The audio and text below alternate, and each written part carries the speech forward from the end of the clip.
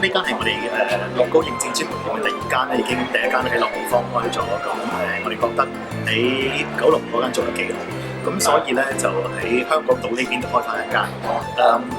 喺嗰個其實嘅，如果你睇過兩間嘅佈置啊，或者裏面嘅裝修咧，都係差唔多嘅。咁只係依間咧，我諗係比較開揚啲添做嚇。咁個面積都係差唔多大細嘅。咁所以咧喺朗豪坊右邊呢邊都有。咁朗豪坊嗰邊咧，我哋就係擺咗成個旺角出嚟啦。而我哋知道咧，時代廣場，因為我哋年紀夠大，知道即係時代廣場其實幾十年前咧，本來就係一個電車總站嚟嘅，所以我哋就諗起個電車總站，所以我哋要同阿 Andy 去傾點樣可以將呢個 concept 放入去咧。咁我哋諗下，不如將成個銅鑼灣時代廣場呢度翻去30年前。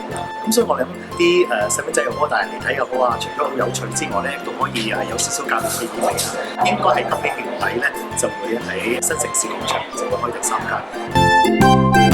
間。